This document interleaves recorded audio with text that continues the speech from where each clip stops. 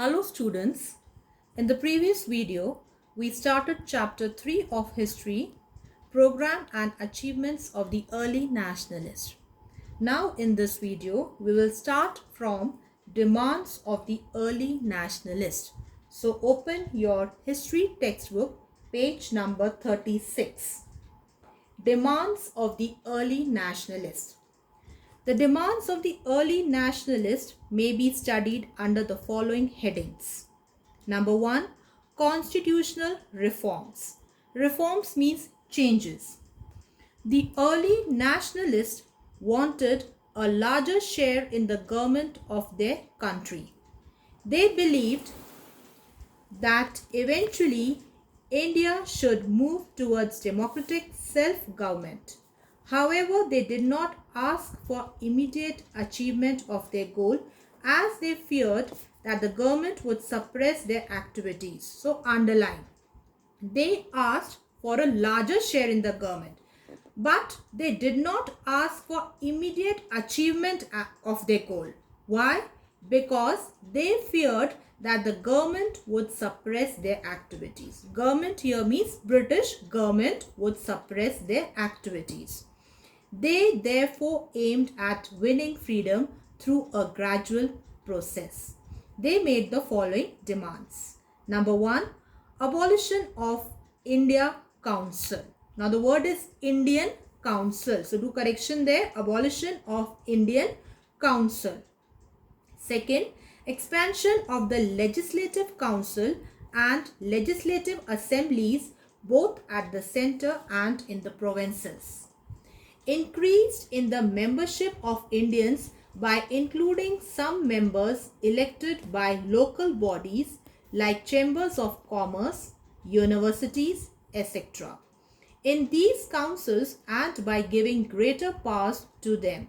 They demanded Indian control over the public purse and raised the slogan, "No taxation without representation." Underline. So, Indians, early nationalists, they demanded Indian control over the public purse and they raised the slogan, "No taxation without representation." Now, no taxation without representation means they will not pay taxes if they will not get any representation.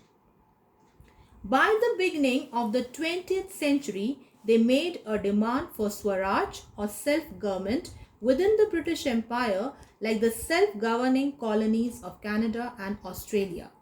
Adequate representation of Indians in the Executive Council of the Viceroy and those of the governors. So these were the demands. Second, economic reforms. The economic issues raised by the early nationalists included reduction in land revenue and protection of peasants against unjust demands of the zamindars. Revenue, taxes. So reduction in land taxes and protection of farmers. Peasants means farmers against unjust demands of the zamindars.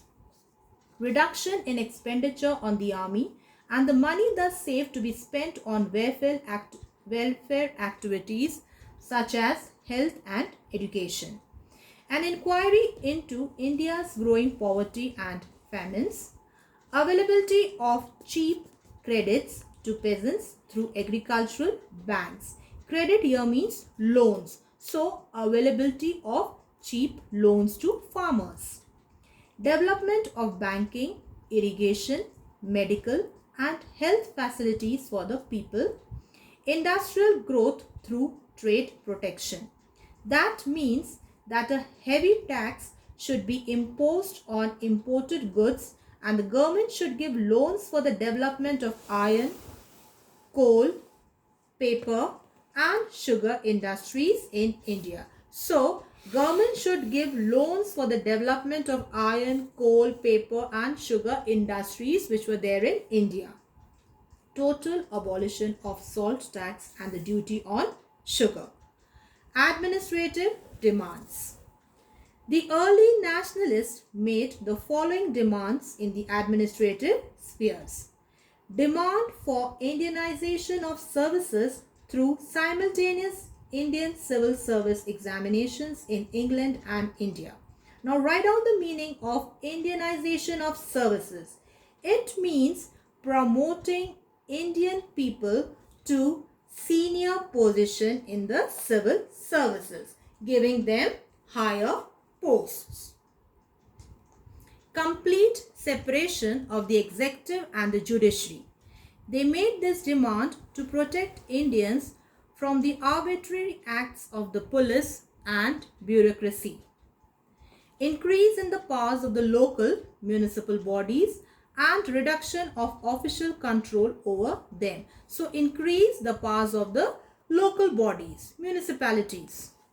Repeal of the Arms Act and License Act. Repeal means cancel. To cancel the Arms Act and License Act.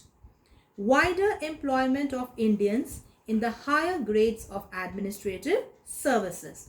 More jobs should be given to Indians in the administrative services. Spread of primary education among the masses. Improvement of the police system to make it honest, efficient and popular. And the last one is defense of civil rights. The early nationalists defended civil rights whenever the British government tried to curtail them. Defended means to protect. So they protected civil rights whenever the British government tried to curtail them. Curtail means to reduce, to make less. In fact, it was because of the political work done by the early nationalists that democratic ideas began to take root among Indians. Now, democracy. Meaning of democracy means government of the people, for the people, by the people. The early nationalists demanded the following civil rights. Removal of the restrictions imposed by the British government on the freedom of speech and the freedom of the press. So they demanded to remove the restrictions imposed by the Britishers on the freedom of speech and freedom of the press. Abolition of the Preventive, Detention Act and restoration of individual liberties. Preventive Detention Act means imprisonment. So to abolish that, not to imprison anyone. And the third one is restoration of right to assemble and to form associations. The early nationalists were practical. They wanted to win freedom by a gradual process. They did not aim at high demands because they wanted to work on the lines of least resistance. Resistance means opposition. Besides, they did not want to arouse serious opposition because they were following the path of peace. Now, I wind up for today. Thank you. Stay home, stay safe, be blessed.